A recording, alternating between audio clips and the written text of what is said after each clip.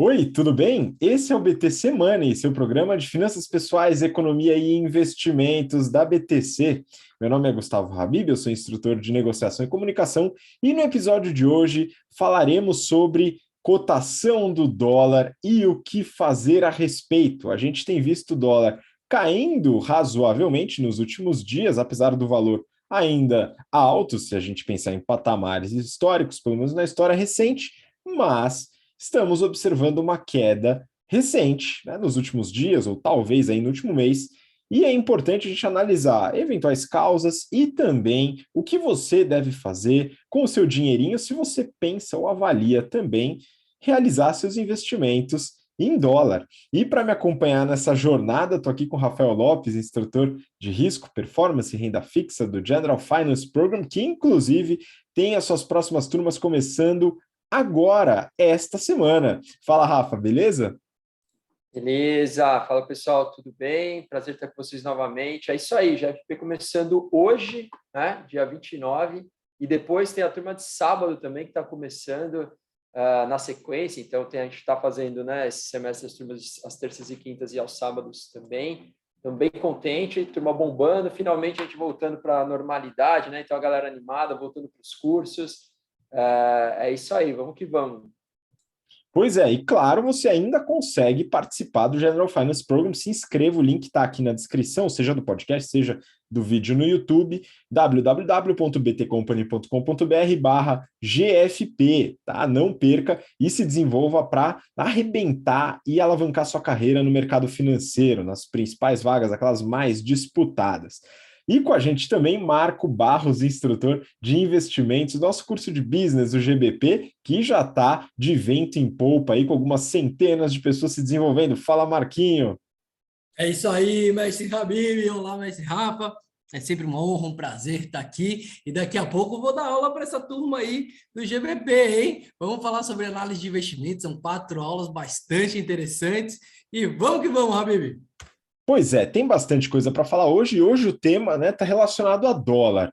E já adiantando, a gente, claro, sempre fala que é importante para você, investidora, investidor, avaliar, colocar uma parcela do seu patrimônio, daquele dinheirinho que você guardou com muito esforço, também em moeda forte, em dólar ou no exterior de alguma maneira. E para isso é muito importante você realizar esse tipo de remessa e investimento com segurança. E a Nomad, parceira da BTC, consegue providenciar essa segurança para você investir fora. Foi a empresa pioneira em conta em dólar aqui no Brasil e também permite investimentos lá fora.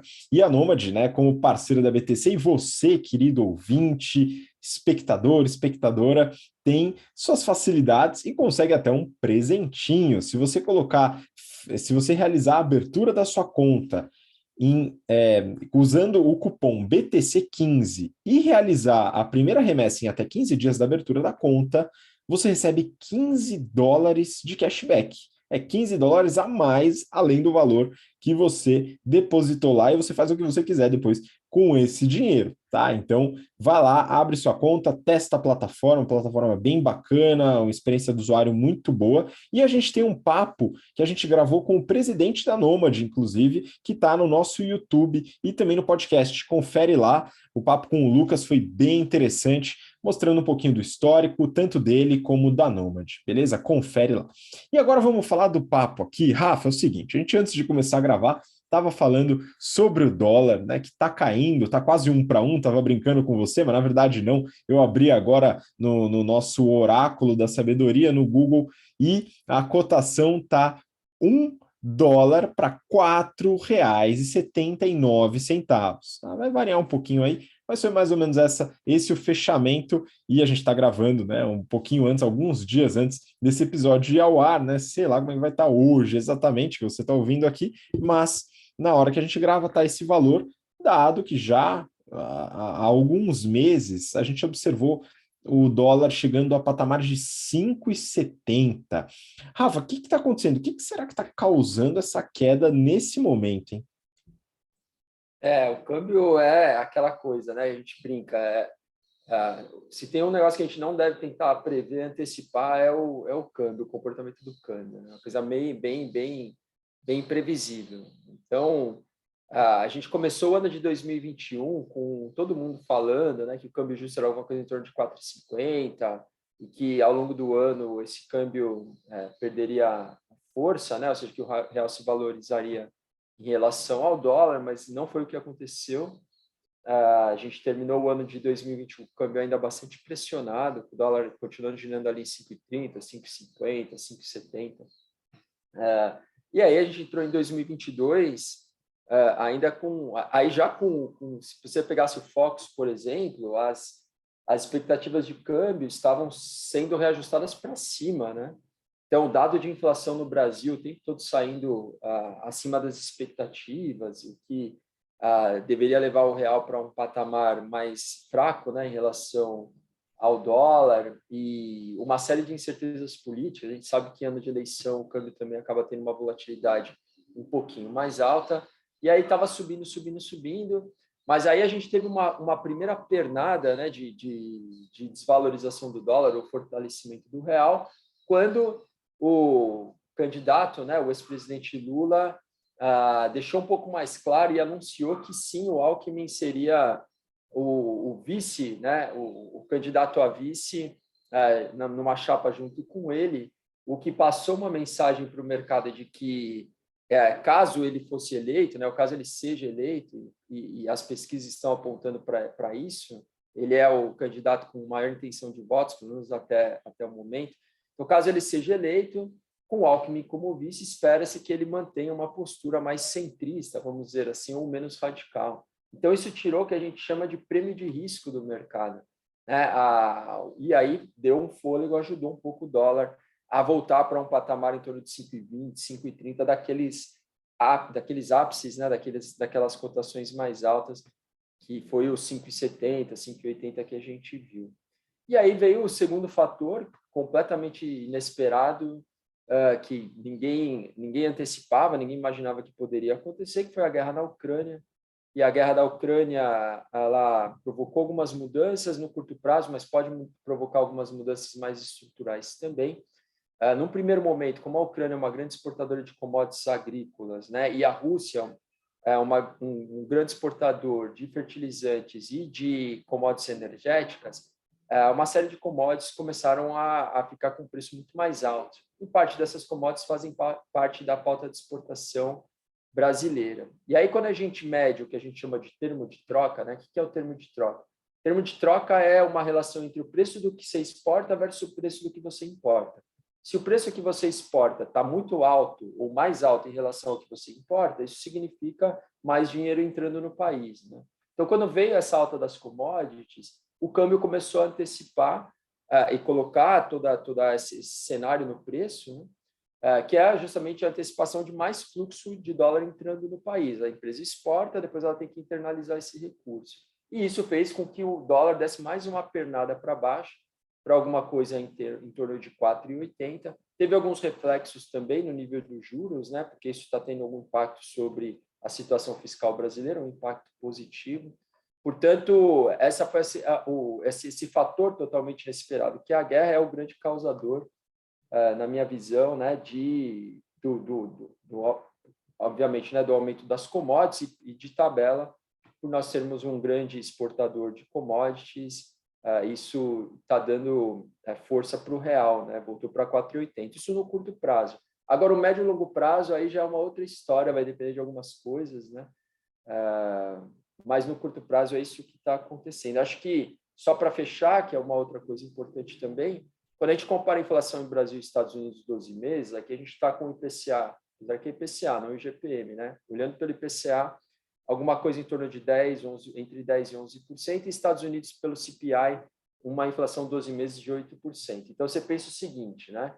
Imagina o cara que tem dinheiro em dólar alocado nos Estados Unidos. Ele está alocado numa moeda cuja perda de poder de compra nos últimos 12 meses foi de 8%, e ele tem a opção de alocar lá numa taxa de juros de curto prazo, de ainda quase zero, ou num título lá de 10 anos com uma taxa de 2,3 mais ou menos. Se ele traz o dinheiro para o Brasil, ele aloca no real, que é uma moeda que perdeu 10% nos últimos 12 meses, só que com uma Selic a quase 12%, né, indo para 13%. Então, se você olhar, fizer essa comparação, é claro que para o cara vale a pena vender o dólar e alocar aqui no real, se ele estiver projetando uma inflação ainda alta nos Estados Unidos. Claro que aqui a gente está fazendo uma comparação só do mercado de renda fixa, não estou falando de bolsa americana, que a gente tem que considerar também, né? Mas olhando pura e simplesmente esse diferencial de juros e a inflação Brasil e Estados Unidos, começa a ficar um pouco atrativo o cara trazer dinheiro para cá. Então, essa inflação muito alta nos Estados Unidos também é um outro fator que está fazendo com que mais fluxo seja alocado aqui na renda fixa brasileira. E só para fechar, que é o terceiro fator, é o dinheiro que está saindo da Rússia, né, pessoal? O dinheiro que está saindo por conta das sanções, uma série e também o próprio conflito, uma parte desse recurso, que é recurso de emerging markets, está saindo da Rússia e sendo realocado em Brasil. Então, isso também está ajudando a trazer fluxo aqui para o nosso país. Portanto, uma série de fatores imponderáveis que ninguém poderia antecipar, que estão totalmente fora do controle, mas que estão nos ajudando, né? E dando um certo alívio, um certo respiro para a gente nesse curto prazo. Pois é, Rafa, é muito difícil a gente conseguir antecipar esse tipo de movimento, muita coisa, obviamente, inesperada. E aí tem, acho que, um outro aspecto, e até vou trazer uma notícia aqui para complementar, depois eu vou pegar as ideias do Marquinho aqui. Mas eu entrei no Valor Econômico e apareceu uma notícia para mim. Guerra pôs fim à globalização, diz Larry Fink, CEO da BlackRock. Então, isso aqui, a gente está falando de uma transformação nas cadeias de suprimentos, em toda a cadeia global de valor. Por quê? Não só em relação à guerra. O Larry Fink, o CEO da BlackRock, que é a maior empresa de investimentos do planeta, né, em ativos sob custódia, eles têm uma série de ETFs, a gente já avaliou a BlackRock lá no BTC Journal, que é outro programa aqui do canal, vale a pena dar uma olhada, viu, pessoal? Eles realmente têm muito poder financeiro no planeta. E o que ele está comentando é justamente que a guerra, tá? Mas não só a guerra, ele inclusive fala isso na reportagem, está transformando a cadeia até então globalizada em uma cadeia talvez não mais globalizada. Então, os países estão começando a entender que a produção interna ou próxima, ela reduz alguns riscos, né? Então, boa parte, ao longo dos últimos 50 anos, muito da manufatura foi terceirizada, foi exportada, né? A gente fala dos processos de outsourcing, e isso realmente fez uma dinâmica diferente na economia global. Só que isso pode mudar, isso também pode vir a afetar o câmbio, né, dado que muitos dos produtos ou insumos que seriam importados não serão mais importados, vai mudar a dinâmica e isso também afeta o câmbio. Tá? Então é só uma reportagem aí, fica a sugestão para quem quiser acompanhar. Nossos alunos também têm a parceria com o Valor Econômico, então o pessoal paga mais barato, tá? Então, galera, aproveitem aí para ler essa reportagem também. Marquinhos, se tiver algum ponto adicional em relação à questão do dólar, porque depois eu quero bater um papo contigo sobre carteira de investimentos nesses cenários, hein? Mas se tiver algum ponto adicional na causa, manda bala. Excelente, Habib. É sempre bom explicar, né, que a moeda é um produto, né? Então, por que o real, né, está se valorizando? Bom, porque existe mais demanda por esse real, menos demanda pelo dólar, né, que é a moeda que a gente faz a transação, e é por isso que ele se desvaloriza, ou, nos nossos termos aqui, o dólar está caindo, né? O preço do dólar está diminuindo, obviamente que 4 e pouco ainda está muito longe do que a gente esperava pré-pandemia, né, Habib? O dólar deu um saldo lá eu me lembro que até por volta do episódio 30, né, lá no meio da pandemia, a gente fez um episódio sobre dólar, para onde não vai, para onde não vai. Eu falei, esse dólar vai a 10, né? Ainda bem que eu errei. Ainda bem que eu errei. E agora está caindo, né? Já é uma boa expectativa, porque realmente desvaloriza muito a nossa moeda, nosso poder de compra, né? Então, pô, eu quero importar um livro, né? Eu quero viajar no futuro, né? Com um dólar lá em cima, com um real super desvalorizado, dificulta muito a nossa vida.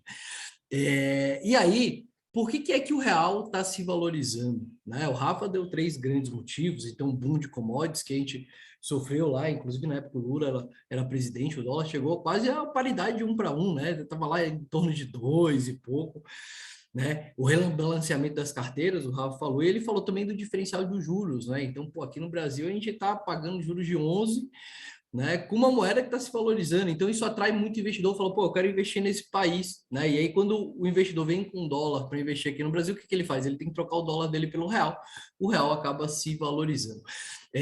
Agora, além desses 3 pontos que o Rafa trouxe, Habib, sobre a valorização do real, é importante a gente falar um pouquinho sobre a desvalorização da moeda dólar, né? Então, pô, o dólar está caindo. Tem 2 motivos. Né? O real está sendo mais procurado, por alguns motivos, e o outro é que o dólar está sendo menos procurado, ou seja, as pessoas estão se desfazendo do dólar.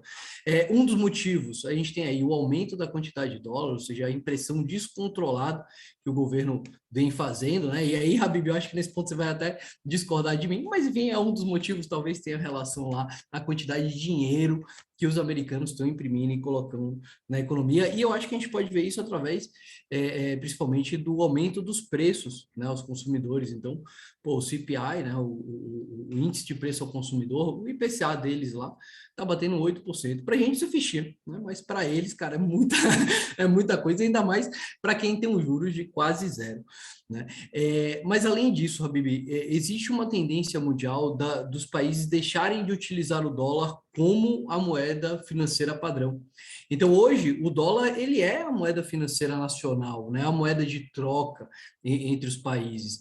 Não à toa que a grande maioria dos países tem na sua reserva títulos americanos em dólar. Né? Então, tanto Brasil quanto China, todos os países têm muitos títulos. E, principalmente, o petróleo ele é cotado em dólar, mas já tem algumas notícias por aí que eles estão começando a pensar em cotar o dólar em outras moedas, em moeda chinesa. Enfim, existem esses 2 motivos pelo qual hoje a gente vê uma queda na cotação do dólar. E aí, tá com você para puxar o papo sobre investimentos nesse cenário.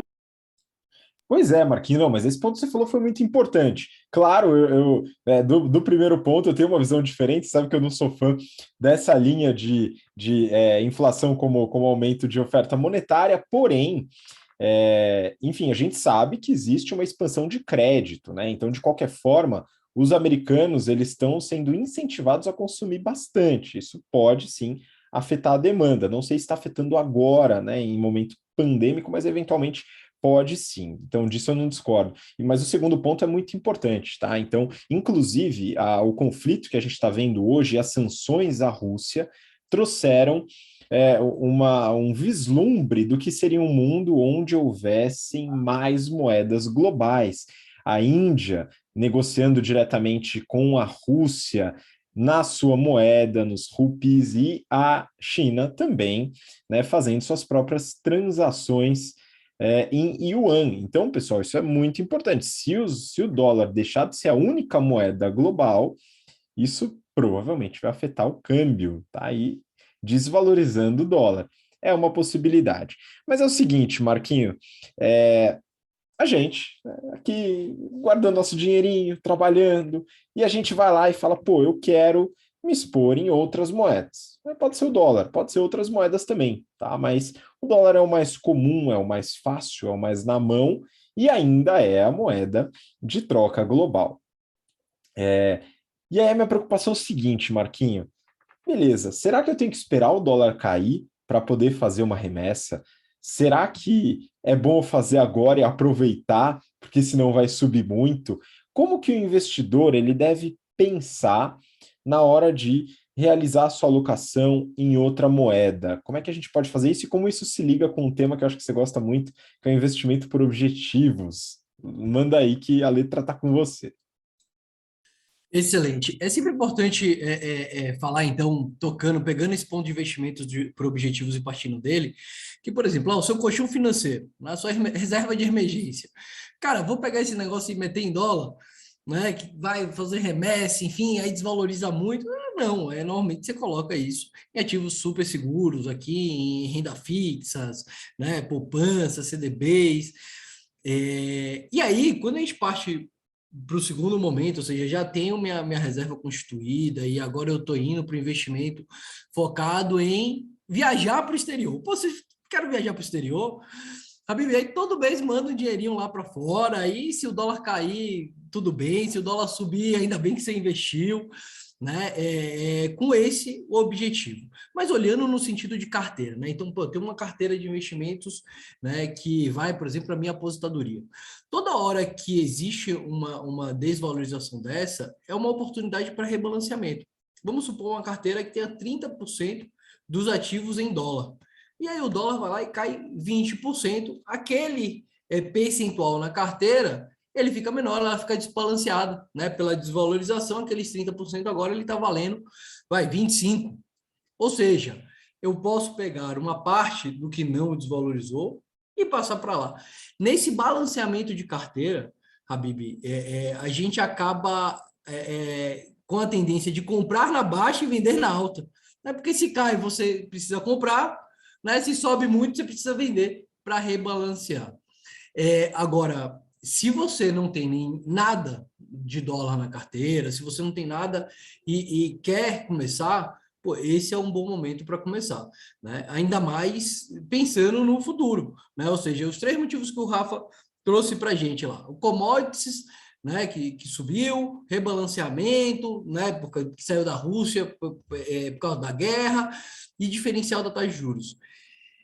É garantia que até dezembro esses 3 cenários vão continuar? Eu não sei, principalmente com a eleição em outubro, né? Vai saber o que vai acontecer. Então, se você não tem nada na carteira, talvez seja um bom horário para você falar, vou começar a me expor, né? Tá aí as minhas dicas, Habib. Pois é, Marquinho, aí eu tendo a concordar bastante contigo, porque essa questão de investir por objetivos é algo que eu aprendi e entendi como sendo muito importante. Por que não colocar reserva de emergência em dólar?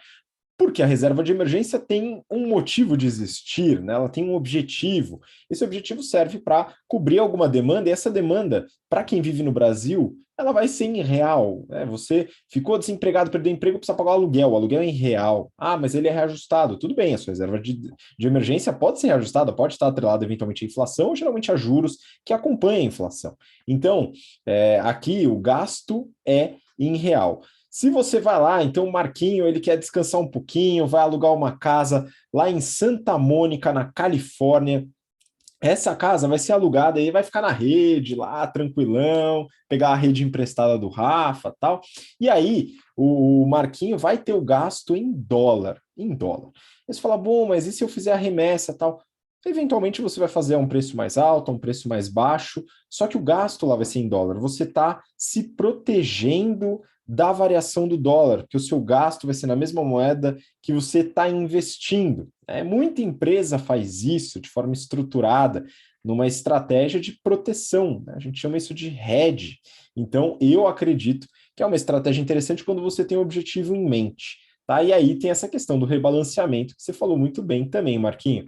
Rafa, queria saber o que você acredita que é interessante nesse sentido. Pô, tem que esperar, a gente deve analisar se existe uma possibilidade de cair para tentar fazer uma alocação melhor. Qual que é a sua visão em relação a investimentos em dólar relacionado ao câmbio? A primeira coisa é que quando você faz o investimento em dólar, né, você tem acesso a todos os ativos denominados em dólar, né? O que já amplia muito o leque de possibilidades e traz muitas boas alternativas de investimento. Então, isso é uma necessidade. E hoje, dado, né, você falou da Nomad, dada a facilidade de realização dos investimentos no exterior, isso vai cada vez mais se acentuar e aumentar. Então, vai fazer cada vez mais parte do investidor, da vida do investidor brasileiro, a alocação de recursos em ativos no exterior, né? E isso passa pela compra do dólar.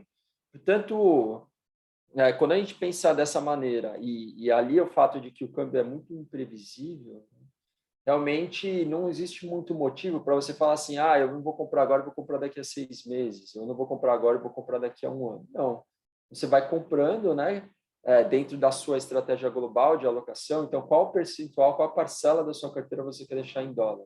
Dentro daquele percentual, você, obviamente, né, sei lá, um câmbio a 5,80, talvez um pouco puxado, mas agora, né, com esse câmbio a 4,80 mais ou menos, já é preço para ir fazendo média, né? Ou seja, você vai comprando aos poucos, compra um pouquinho hoje, compra um pouquinho daqui a 1, 2 meses, vai posicionando, e aí, obviamente, você também tem que saber qual que vai ser a destinação desse recurso, aonde você vai colocar esse dinheiro, ainda que, historicamente, a inflação nos Estados Unidos sempre girou em torno de 2%. Isso não é agora nos anos 2000, 2010, da globalização, etc. Não, isso já há muito tempo, né?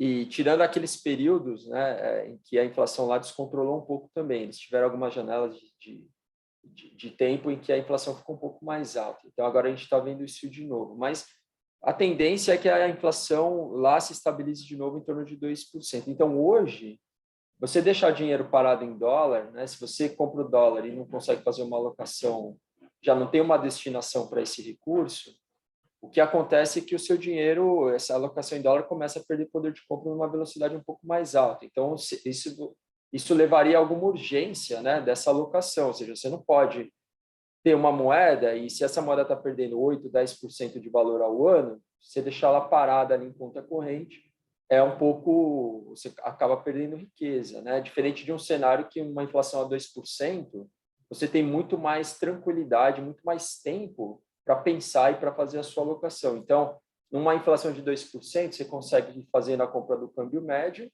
né? E não precisa ter tanta urgência para alocar esse recurso. Numa inflação de 8%, que é o que está lá agora, isso é o trading, né? O passado. Vamos ver como é que vai ser daqui para frente. Mas numa inflação de 8%, imaginando que isso se repita, né? Num cenário mais grave, aí você, se deixar esse dinheiro parado, você começa a perder muito poder de compra nesse período, né? Mas então, resumo da ópera, acho que sim, tem que ir comprando, não dá para querer ficar acertando na mosca, nem antecipar o que vai acontecer com o câmbio nesses patamares. Já está bem atrativo, inclusive já está mais próximo do que todo mundo fala que deveria ser o preço justo. Os caras ficaram 2 anos errando e agora está chegando um pouco mais perto do que estava todo mundo falando. Então, isso dá mais segurança também para comprar. Vai fazendo médio e vai procurando as alocações em dólar com calma, né? Avaliando as empresas, vendo o que tem de oportunidade lá fora para fazer a alocação. Mas, sem dúvida, tá bom sim. Acho que já dá para começar aí com um pouquinho mais de força, né? Assim, na compra do dólar. Não precisa ser tão modesto, dá para comprar um pouquinho mais já nesses câmbios. Pois é, Rafa, dá um pouquinho mais de coragem e, né, acho que você falou uma coisa importante, não é só comprar dólar e deixar o dólar como se você estivesse deixando o real no colchão. Você tem uma série de ativos e possibilidades para investir quando você fez o câmbio. E a gente já falou de várias delas ao longo dos últimos 109 episódios aqui do BTC Money, dado que esse é o número 110, viu, Marquinho? Lembrando aí. Mas a gente falou de ETFs para você comprar lá no exterior, não necessariamente aqui na Bolsa. A gente falou de REITs, que são os análogos dos fundos imobiliários, né, aqui no Brasil, só que lá nos Estados Unidos também, ações lá fora, renda fixa lá fora. E se você quiser que a gente fale sobre algum produto de investimento, alguma classe de ativos para investir em dólar, deixa um comentário no vídeo do YouTube aqui, né, nesse episódio. Você está ouvindo a gente, vai lá no YouTube, dá aquela forcinha, né, compartilha tal, e já deixa algum tema que você gostaria que a gente comentasse, tá? Mas tem muita coisa no histórico, dá uma olhada, porque é importante você também alocar, não só colocar o dinheiro lá fora. Bom, acho que a gente já falou bastante aqui sobre câmbio e possibilidades para os investidores. Marquinhos, se tiver mais algum ponto para colocar, manda aí, senão manda sua despedida também. O dólar é uma moeda super forte, né? Tem sido uma moeda super forte nos últimos anos, até hoje ainda é a moeda internacional, né? Então é a moeda do presente, mas a grande pergunta que eu deixo, o dólar será a moeda do futuro? Se não, qual será essa moeda? É isso aí, pessoal, até o próximo BTC Money. Muito boa ponderação, hein, Marquinhos? Isso aqui é uma coisa que tem que ficar no radar de vocês, né? E uma possibilidade dos investimentos nos Estados Unidos, tal, é que você se expõe também a outras moedas de forma um pouquinho mais fácil. Dá para fazer direto? Dá, mas ali também você consegue de forma um pouquinho mais tranquila. Rafa, também, se tiver algum ponto para adicionar, se não, já deixo aqui meu muito obrigado para você também.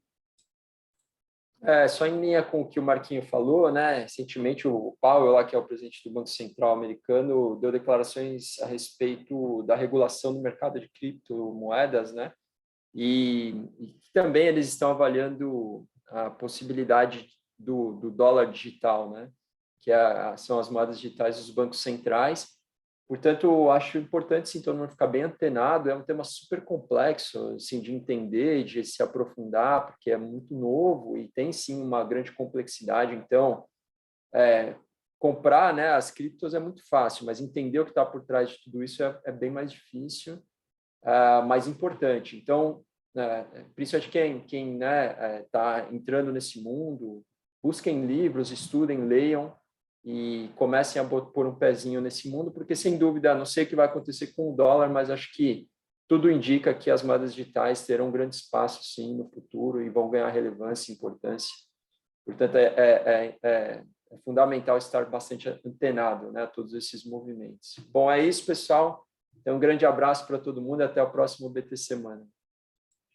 Muito obrigado, Rafa, valeu. E se eu puder deixar só o meu breve segundo também de contribuição, sempre avaliem os ativos reais, viu, pessoal? A gente está falando de imóveis, de terrenos, tá? Das próprias commodities, eventualmente, as suas próprias empresas, ativos reais que vão se valorizar com o suor do trabalho ou algo que realmente tem escassez, viu, Marquinho? Porque muitas moedas não têm, e até o número de criptomoedas a gente não tem escassez, né? Talvez dentro de uma a gente tenha, mas no número a gente não tem. Então, é importante ir atrás também desse conhecimento que a gente tem bastante no histórico. Aqui a gente vai continuar trazendo para vocês. Esse foi o episódio dessa semana, e semana que vem tem mais. Muito obrigado por acompanhar, pela paciência, pelo interesse, e a gente se vê na próxima semana. Um grande abraço, até lá. Tchau, tchau.